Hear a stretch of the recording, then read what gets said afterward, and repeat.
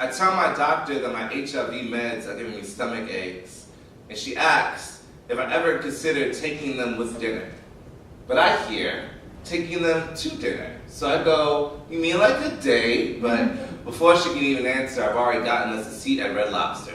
And Beyonce's playing in the background. When he fucked me good, I take his ass to the clinic. And my pills are seated across from me, dressed in amitriptyline and tenofovir, and asks what made me choose this date.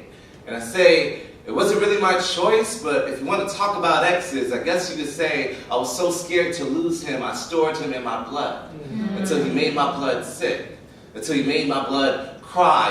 And now you got me talking about my father, who 3 weeks after hearing the diagnosis decided to Google our shared name, but only found pictures of my face, to which he then texted me saying he never imagined he'll grow up to be his son, and I'm convinced he meant disease, but just didn't want to hurt me. And that's where my mother comes in. As in, she was in the room the day the nurse said positive and suddenly became so thirsty, now forced to stare into the eyes of both alcoholism, the burden she inherited, and me, the burden she birthed. And I wonder if in that moment she regretted having a second son.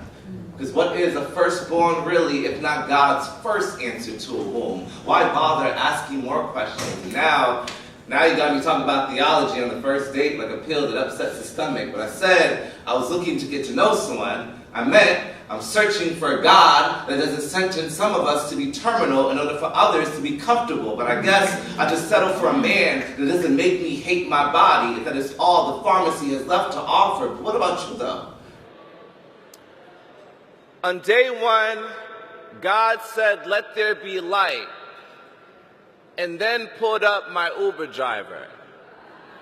And this was the first miracle because my phone died shortly after making my request, so I had no idea of my car's location. But isn't that fitting of a God, to be both unseen and on his way? But Ahmed wasn't any God, just a middle-aged Pakistani man with an affinity for Cuban cigars and small talk. And on day two, God made the stars, so we can both rate an Uber driver's performance and make a night sky look litty. But this was also the first time God saw it fit to force something big and black to carry a bunch of dying things inside of it.